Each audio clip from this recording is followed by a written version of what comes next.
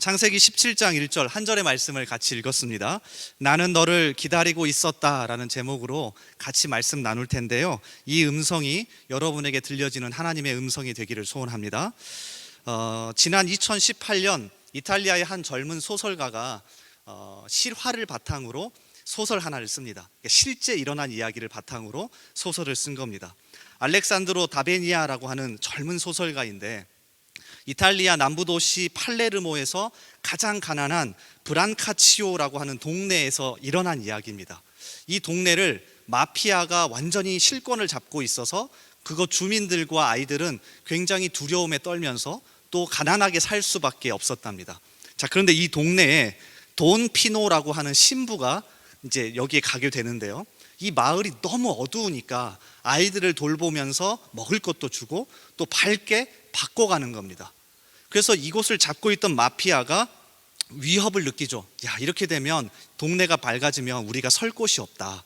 그래서 두 사람을 선택해서 이 돈피노 신부를 죽이기로 작정합니다. 그 조직 안에 있던 두 사람에게 이야기를 하고 언제 죽이러 갈지 계획을 하는 거죠. 근데 이 소식이 돈피노 신부에게 전해졌습니다. 여러분이 그 신부라면 어떻게 하시겠습니까? 도망을 가든지 아니면 마피아에게 찾아가서 내가 이제 심기를 건드리지 않을 테니 나를 좀 살려주세요 라고 이야기하지 않겠습니까? 그런데 마음에 이렇게 먹습니다. 어차피 죽을 거 내가 나를 죽이러 오는 그 두 사람은 변화시켜야 되겠다. 그 마음을 먹고 그 날짜 그리고 시간까지 알고 있었는데 기다립니다. 그리고 그 두 사람이 자신을 죽이러 왔을 때 딱 한마디 말을 밝은 미소와 함께 남기는 거예요. 나는 너를 기다리고 있었다. 자, 그러면서 죽음을 맞이합니다. 자, 소설에서 이렇게 기록되어 있는데 한번 들어보세요. 나는 너를 기다리고 있었다. 1993년 9월 15일 20시 40분에 돈 피노는 준비가 되었다고 말했다. 그리고 웃었다. 이것이 마지막 말이었다. 그는 죽음을 기다렸다. 약속 장소에 나온 사람, 오랜 기다림 끝에 방문을 받은 사람처럼 기다렸다. 그는 두 사람을 살인자가 아니라 두 아들로 본다. 오랜만에 멀리서 돌아오는 아들을 마중하러 달려나가는 아버지처럼 미소를 지으며 그들을 기다렸다. 미소는 살인자에게 가할 수 있는 가장 잔인한 형벌이다. 그렇게 나는 기다리고 있었다라는 말을 남기고 밝게 웃어주면서 그 두 사람을 보며 죽은 겁니다. 아마도 이 두 사람은 그 이후에 반드시 다른 삶을 살았을 거라고 생각합니다. 그래서 이 알렉산드로 다베니아라고 하는 작가가 소설의 제목을 무엇이라고 적을까 고민한 끝에 이 마지막 말, 나는 너를 기다리고 있었다라고 제목을 넣은 거죠. 자, 그러면서 이렇게 소개합니다. 제목을 왜 이렇게 했습니까? 라고 하자, 한 사람을 변화시키기 위해 나는 너를 기다리고 있었다라고 말해줄 사람이 정말 필요한 시대입니다. 여러분, 그렇지 않습니까? 나를 위해서 정말 내가 변화되고 내가 다시 살기 위해서 야, 내가 정말 기다리고 있었어, 내가 너를 정말 사랑한다라고 말해줄 한 사람이 필요한 시대 아니에요? 오늘 창세기 11장은 그런 의미에서 너무나도 뜻깊습니다. 왜냐하면 13년이나 아브라함이 변화되기를 기다리면서 하나님이 찾아오셔서 던지시는 말씀이거든요. 바로 앞에 있는 창세기 16장은 이렇게 끝이 납니다. 창세기 16장 16절 보실래요? 하갈이 아브라함에게 이스마엘을 낳았을 때에 아브라함이 86세였더라. 잘 기다리던 아브라함이 하나님의 약속을 신뢰하지 못하고 하갈이라는 첩을 통해서 이스마엘을 낳게 됩니다. 그때의 나이가 86세. 자, 그리고 오늘 17장 1절이 이렇게 시작하죠. 아브라함이 99세 때에 여호와께서 아브라함에게 나타나서 그에게 이르시되 13년이 흐른 겁니다. 그러니까 하나님은 무려 13년을 기다리신 끝에 똑같이 말씀하시는 거예요. 나는 너를 기다리고 있었다. 그러면서 아브라함에게 다시 기회를 주시면서 아브라함을 살리는 말씀, 아브라함을 다시 회복시키는 세 마디의 말씀을 주십니다. 그래서 오늘 이 심정으로 들었으면 좋겠습니다. 야, 아브라함 왜 이렇게 하나님 말씀 안 들어서 13년이나 기다렸지가 아니라 오늘 이 시간 나에게 찾아오셔서 하나님이 말씀하시는 겁니다. 나는 너를 기다리고 있었다. 그리고 세 마디의 말씀을 던지시는데 이 세 마디의 말씀을 나의 말씀으로 붙잡고 이 시간 하나님의 음성 앞에 설 수 있기를 주님의 이름으로 소원합니다. 자, 첫 번째 말은요, 하나님의 첫 번째 마디는 정말 강렬하면서도 간단한데요. 자, 1절을 한번 다시 보겠습니다. 자, 1절 말씀 우리 같이 다시 읽어봅니다. 자, 시작. 아브라함이 99세 때에 여호와께서 아브라함에게 나타나서 그에게 이르시되 나는 전능한 하나님이라. 하나님의 첫 번째 말은요, 자신의 이름을 밝히시는 거였습니다. 우리가 잘 아는 엘 샤다이가 바로 여기에 나오는 이 전능한 하나님입니다. 13년 만에 아브라함에게 찾아오셔서 던지신 첫 마디는 나의 이름은 전능한 하나님이야 라고 말씀하시는 거죠. 이름은 그 사람의 존재를 나타냅니다. 자, 예를 들어서 제 이름이 정성훈인데요, 저는 정성훈입니다 라고 했을 때 여러분 머릿속에 정은 무슨 정자고 성은 무슨 성자고 훈은 무슨 훈자라고 생각하지 않습니다. 정성훈이라고 하는 그 사람의 존재와 인격을 생각하죠. 그래서 하나님은 자신의 이름을 잘 소개하지 않습니다. 왜냐하면 하나님의 존재와 인격을 오롯이 담아낼 수 있는 이름은 없기 때문이죠. 그래서 출애굽기 3장에 보면 모세가 하나님께 질문합니다. 하나님, 제가 백성들에게 다가가서 하나님의 이름을 소개할 때 무엇이라고 할까요? 출애굽기 3장 13절에 모세가 하나님께 아뢰되 내가 이스라엘 자손에게 가서 이르기를 너희의 조상의 하나님을 나를 너희에게 보내셨다 하면 그들이 내게 묻기를 그의 이름이 무엇이냐 하리니 내가 무엇이라고 그들에게 말하리이까. 하나님 이름 뭡니까? 라고 질문해요. 그러자 이어지는 14절에 하나님이 뭐라고 답변하는 줄 아십니까? 하나님이 모세에게 이르시되 나는 스스로 있는 자니라. 그 무엇도 나의 인격과 존재를 정확하게 설명할 수 있는 건 없다. 나는 스스로 있는 자다. 그래서 이름을 잘 밝히지 않으세요. 그런데 오늘 말씀에서 13년이나 기다리신 하나님이 아브라함에게 그리고 우리에게 찾아오셔서 무엇라 밝히시는 겁니까? 나는 전능한 하나님이다. 의미가 있는 겁니다. 하나님이 아브라함에게 마치 이렇게 이야기하시는 것 같습니다. 아브라함아, 너는 내가 누구인지 알 필요가 있다. 나는 무엇이든지 할 수 있는 전능한 하나님이다. 우리가 잊고 사는 이름 중에 하나입니다. 여러분, 이 음성을 매일같이 들으셔야 합니다. 하나님은 전능한 힘 그 자체입니다. 하나님은 무엇이든지 할 수 있는 힘 그 자체시죠. 그래서 너무 답답한 나머지 아브라함에게 찾아오셔서 전능한 하나님이니까 나만을 의지하라고 말씀하시죠. 노경실이라고 하는 제가 참 좋아하는 여성 작가가 있는데요, 동화를 많이 쓰십니다. 이분이 현재 우리가 살아가는 사회를 단 한 줄로 요약을 해놨더라고요. 이렇게 표현해요. 힘이 정말로 필요한 시대. 그러면서 어떻게 이걸 증명하냐면 그 서점에 가서 가장 잘 나가는 책들을 나열해 보래요. 그럼 다 힘이 들어간대요. 습관의 힘, 경제의 힘, 뭐의 힘. 그러니까 정말로 힘이 필요한 시대라고 말합니다. 자, 그러면서 계속해서 이렇게 말해요. 힘이 정말로 필요한 이유는 의지할 사람이 없기 때문이다. 힘이 정말로 필요한 이유는 의지할 사람이 없기 때문이다. 이 얘기를 듣는데 진짜 와닿더라고요. 우리가 왜 힘에 그렇게 목말라 합니까? 의지할 사람이 없기 때문 아니에요? 그래서 하나님은 아브라함에게 찾아오셔서 말씀하시는 겁니다. 너가 살 수 있는 방법 내가 한 가지를 알려주겠다. 나는 전능한 하나님이다. 그러므로 나만 의지해라. 이 음성 앞에 여러분 매일같이 쓰셔야 합니다. 그리고 힘이 필요할 때마다 이 음성을 들으셔야 합니다. 그래, 하나님은 전능한 하나님이지, 모든 것을 하실 수 있는 분이지, 내가 잊고 살았다. 그래, 내가 정말 의지할 분이 누구인지 잊고 살았다. 이제는 하나님만 의지하며 살아야지. 이렇게 다시 한번 회복할 수 있기를 소원합니다. 로마서 4장에 가보면 이렇게 전능한 하나님을 만난 이후에 아브라함이 변화된 모습을 설명하는데 그 설명한 구절이 되게 흥미로워요. 여러분 한번 들어보세요. 로마서 4장 19절 이하에 전능하신 하나님을 만난 아브라함이 이렇게 변합니다. 그가 100세나 되어 자기 몸이 죽은 것 같고 사라의 태가 죽은 것 같음을 알고도 믿음이 약하여지지 아니하고 믿음이 없어 하나님의 약속을 의심하지 않고 믿음으로 견고하여져서 하나님께 영광을 돌리며 자, 그 다음에 핵심이 21절이에요. 잘 보세요. 아브라함이 뭐라고 표현하는지. 약속하신 그것을 또한 능히 이루실 줄을 확신하였으니. 영어 성경으로 보면 더 정확하게 번역합니다. God had power to do. 그러니까 아브라함이 깨달은 겁니다. 13년 만에 나타나신 하나님이 나는 전능한 하나님이다. 그 전능한 하나님을 만난 이후에 삶이 바뀌는 겁니다. 그래, 하나님이 못 이루실 게 없다. 하나님은 강력한 힘 그 자체다. 그러므로 하나님만 의지해서 다시 일어서자. 오늘 힘이 필요하신 분 계십니까? 하나님을 의지하시기 바랍니다. 살림이 필요하십니까? 견디어낼 힘이 필요하십니까? 인생을 바꿀 힘이 필요하십니까?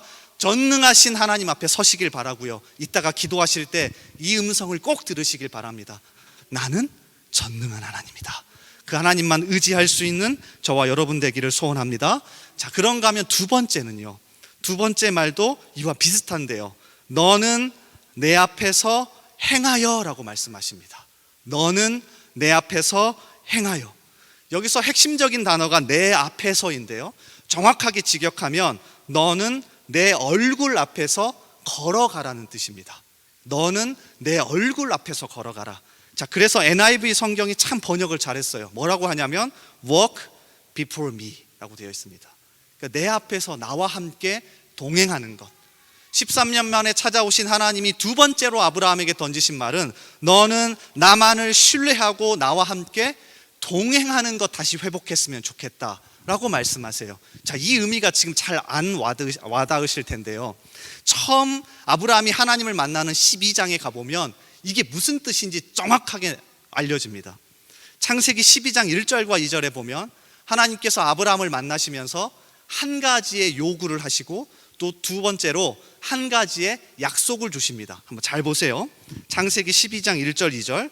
여호와께서 아브라함에게 이르시되 너는 나의 고향과 친척과 아버지의 집을 떠나 내가 내게 보여줄 땅으로 가라. 자, 이게 하나님이 요구하신 첫 번째입니다. 이거 하나만 해라. 너가 정말 의지하던 고향에서 떠나서 나와 함께 내가 보여줄 땅으로 가라. 이게 하나님이 요구하신 거였고요. 이 요구에 순종하면 자, 2절부터 하나님이 주시는 게 하나 있어요. 뭔지 아세요? 내가 너로 큰 민족을 이루고 내게 복을 주어 내 이름을 창대하게 하리니 너는 복이 될지라. 여러 개로 설명이 되어 있는데 딱 한 말씀에 걸립니다. 너로 큰 민족을 이루게 하겠다. 야, 너가 복이 되게 할 거다. 네 이름을 창대하게 할 거다. 그래서 너를 통해서 큰 민족을 이루게 할 거야 라는 약속을 주십니다. 여러분 진짜 하나도 안 놀라시는데 자, 보세요. 고향을 떠나서 어디로 가래요? 한 번도 가보지 못한 하나님이 보여줄 땅으로 가래요. 다 포기하고. 자, 그럼 뭘 주신대요? 일확천금을 주신대요? 명예를 주신대요? 현재 내가 눈으로 떠서 살아있는 동안에 뭔가를 주신대요? 아니에요. 잘 보세요. 저는 처음에 창세기 12장 1절 2절을 읽으면서 야, 하나님 대단하다, 이 엄청난 약속이야 라고 생각했는데 아브라함 입장에서는 허무맹랑한 약속입니다. 절대로 자기가 살아서는 볼 수 없는 약속입니다. 여러분 믿고 따라가실 수 있겠습니까? 이렇게 약속해야 믿잖아요.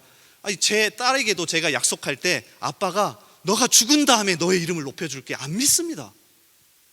아빠가 내일 너가 정말 좋아하는 선물 사다 줄게, 이래야 믿고 따라가는 것 아닙니까? 근데 하나님이 아브라함에게 약속하신 건 너로 큰 민족을 이루게 하겠다. 적어도 몇백 살은 살아야 됩니다. 그렇죠? 그래서 성경은 창세기 12장 4절에 아브라함이 하나님의 말씀을 믿고 따라갈 때 뭐라고 표현하는 줄 아세요?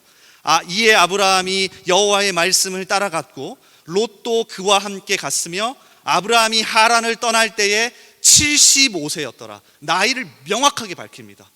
지금 아브라함 75세입니다. 한 민족의 아버지는커녕 한 아이의 아빠도 아닙니다. 이걸 명확하게 성경이 보여주는 겁니다. 그럼 하나님은 아브라함의 마음을 움직이고 싶으면 훨씬 현실적인 약속을 주셔야 합니다. 그런데 하나님은 정말 허무맹랑한 약속을 주시고요, 아브라함은 그걸 또 덥석 붙잡고 따라갑니다. 왜 그럴까요? 이 부분을 한번 고민해 보셔야 합니다. 그리고 이 부분을 가지고 하나님은 창세기 17장에서 13년 만에 다시 아브라함을 찾아오셔서는 이 부분을 점검하게 하시는 겁니다. 아브라함아, 너 처음에 나를 따라올 때 단 하나밖에 안 받잖아. 너 내 약속 믿고 따라온 거야? 아니잖아. 이 허무맹랑한 약속 믿고 따라온 거야? 아니잖아. 상대방이 요구하는 약속이 허무맹랑할수록 우리에게 필요한 건 뭔지 아세요? 상대방 그 존재 자체에 대한 믿음입니다. 상대방이 약속하는 게 말도 안 될수록 왜 따라가십니까? 그 상대방의 존재 자체에 대한 믿음, 신뢰. 그래, 내가 당신이니까 따라간다. 여러분, 남편과 아내가 그런 관계 아닙니까? 왜 아무도 답변을 안 했습니까? 이게 당신이니까 믿고 따라가는 거 아닙니까? 여러분, 결혼하실 때 이런 약속하셨습니까? 내가 당신에게 50억을 벌어다 줄게, 내가 당신 엄청나게 대단하게 해줄게. 아니잖아요. 그냥 그 존재 자체를 믿고 따라가는 건 아닙니까? 그러니까 하나님이 아브라함에게 창세기 12장에서 처음 요구하신 건 그거였어요. 내가 엄청난 약속을 줄 테니까 믿고 따라올래가 아니라 인격적인 하나님에 대한 그 존재 자체에 대한 믿음과 신뢰. 그러니까 아브라함이 여기에 흔들린 겁니다. 아브라함은 평생이요, 말 못하는 우상을 보면서 살아왔습니다. 사람들이 그 말 못하는 우상을 만들어다가 앞에 가져다 놓거든요. 뭐 주세요, 뭐 주세요. 그리고 어떤 힘을 가진 우상, 또 어떤 힘을 가진 우상 가져다 놓고 그 비인격적인 그 신을 향하여서 빌고, 그 비인격적인 신을 향하여서 자기가 원하는 것을 요구하는 걸 보고 평생을 살아왔습니다. 자, 그러다가 75세의 나이의 아브라함에게 하나님이 뭐라고 말씀하시는 거예요?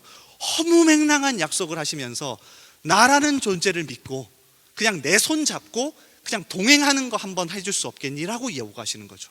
그러니까 아브라함이 여기에 넘어간 겁니다. 여러분, 여기에 코 깨서 여기까지 따라오신 겁니다. 하나님이 뭐 해주실 것 같아서 오신 게 아니라 하나님이라는 존재 자체, 하나님이 우리에게 주시는 건 자신의 전부를 주시는 건 아닙니까?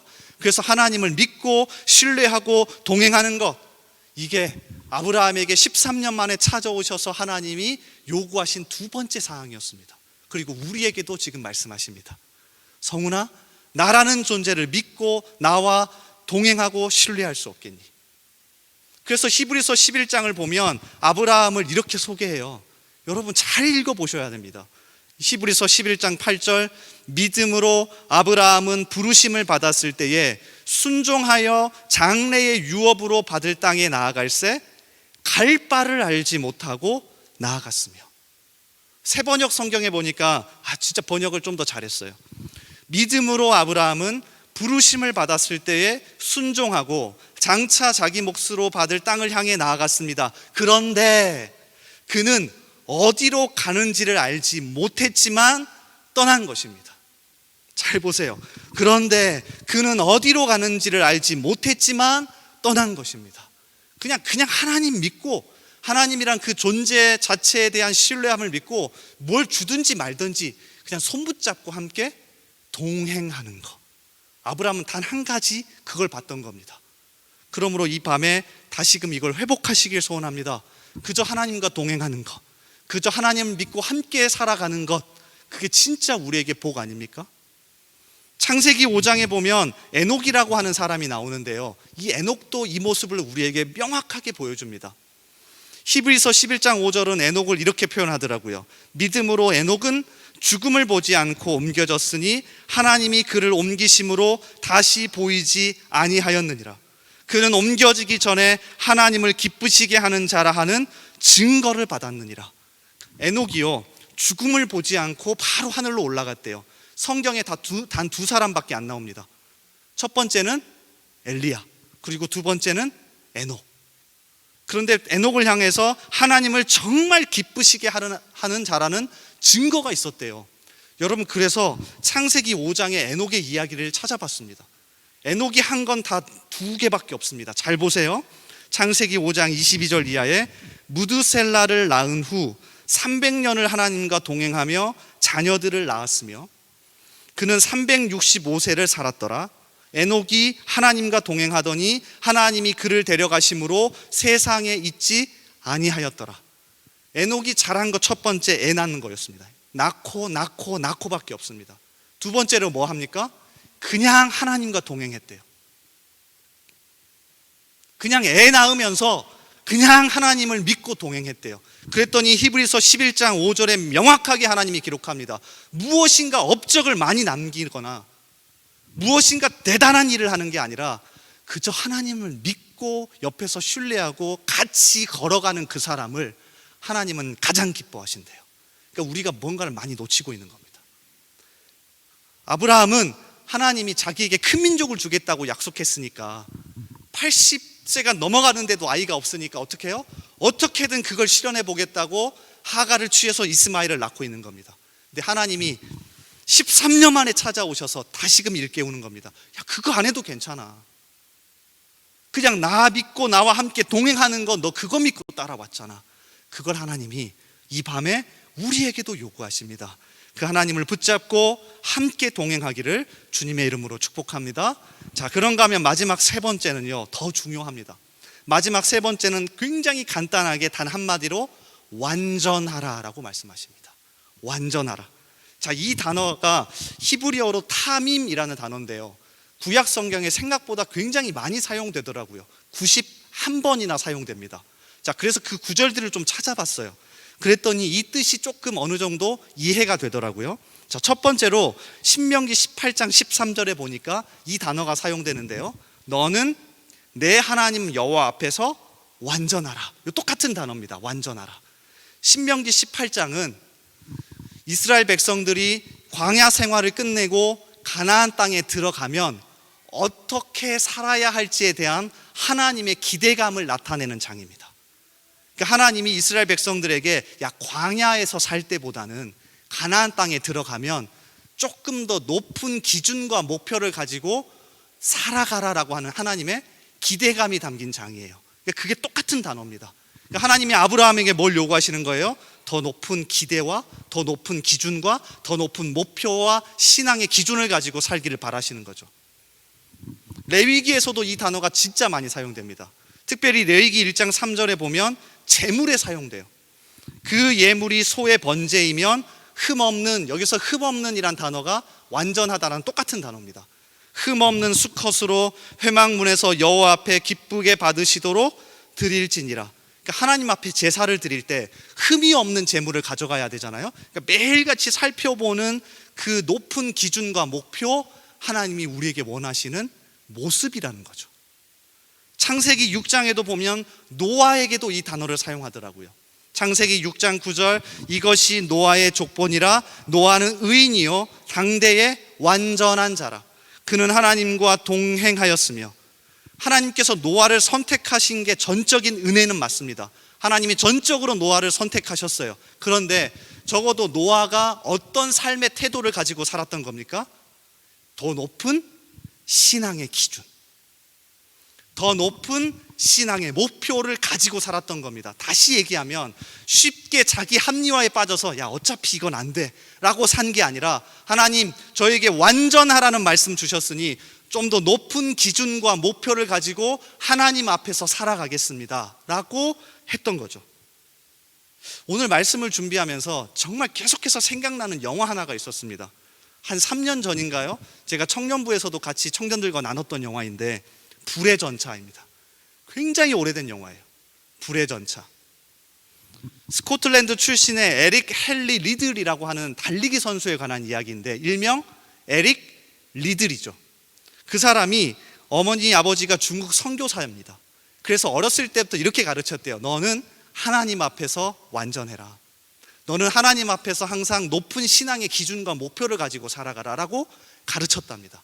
자, 그렇게 잘 살다가 1924년에 사건이 터집니다.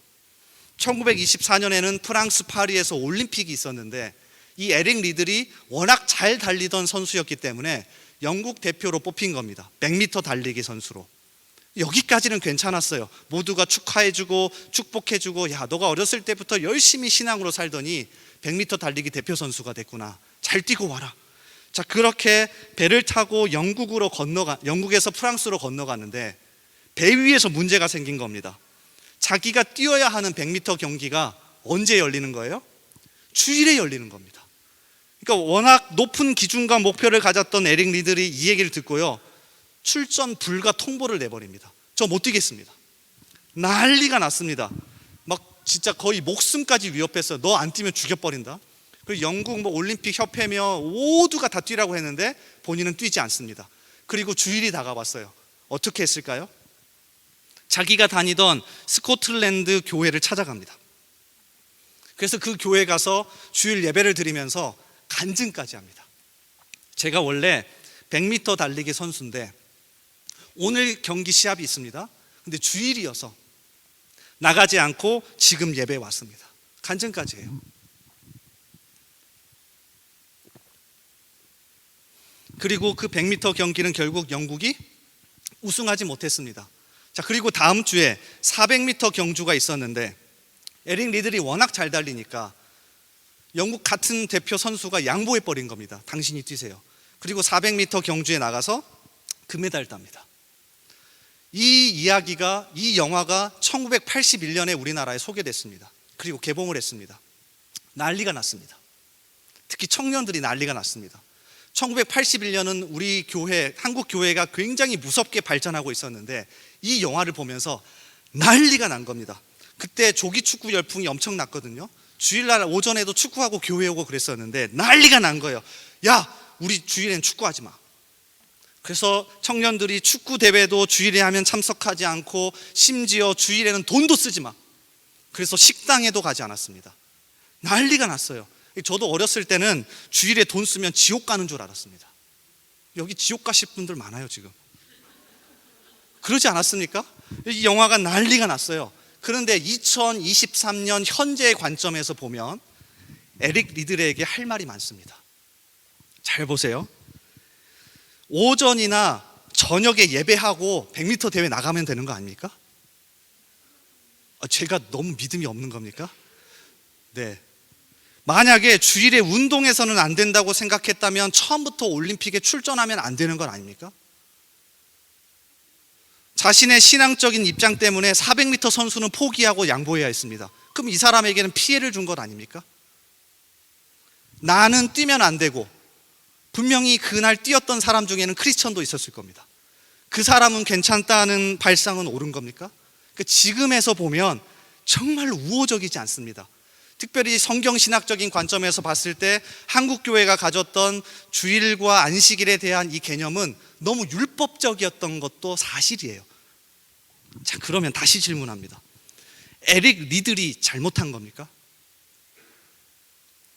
1980년대 한국교회 청년들이 주일에는 축구도 하지 않고 돈도 쓰지 않고 예배에 나온 게 잘못된 겁니까? 아닙니다. 저는 잘했다고 생각합니다. 착각하지 마십시오. 지금도 하자는 얘기가 아닙니다. 그들은 그 시대 속에서 그것이 높은 하나님을 섬기는 신앙의 기준과 목표라고 생각했기 때문에 결단하고 나아갔던 거죠. 제가 말씀드리고 싶은 건 우리에게 이게 사라져 버렸다는 겁니다. 지금은 그 누구도 기준과 목표를 세우지 않습니다. 지금은 그 누구도 이렇게 하지 않습니다. 더 위험한 건 아무런 기준도 목표도 세우지 않고 내 믿음이 좋아질 거라는 착각입니다. 하나님은 13년 만에 아브라함에게 찾아오셔서 말씀하는 겁니다. 완전해라. 더 높은 기준과 신앙의 목표를 가지고 살아가라. 어거스틴이라고 하는 4세기 초대교회 지도자가 이런 얘기를 했더라고요. 사탄이 사용하는 가장 교묘한 전략은 성도가 아무런 기준도 세우지 않게 하는 것이다. 진짜 와닿더라고요. 다시 읽어드릴까요? 사탄이 사용하는 가장 교묘한 전략은 성도가 아무런 기준도 세우지 않게 하는 거다. 근데 이게 현재 우리의 모습이더라고요. 야, 그거 너무 율법적이야. 그런 거 하면 안 돼 라고 손가락질 하면서 현재를 살아가는 우리는 그 무엇도 기준과 목표를 세우지 않고 믿음이 괜찮기를 바라는 거, 이건 요행 아닙니까? 쉽게 자기 합리화에 빠지지 맙시다. 나는 돈이 없으니까, 나는 시간이 없으니까, 목사님 저는 지금 낮에 일을 하는데 어떻게 합니까? 제가 교구에서 제일 많이 듣는 말입니다. 목사님 저는 지금 이걸 해야 되는데 어떻게 합니까? 쉽게 자기 합리화에 빠지지 맙시다. 그럴 때마다 하나님이 말씀하시는 완전하라는 이 음성을 들읍시다. 아니, 우리 예배할 때는요 정몽주의 단심가 부르잖아요. 이 몸이 죽고 죽어 100번 고쳐 죽어 넋이라도 있고 없고 임향한 일편단심이야 가실 수가 있으랴.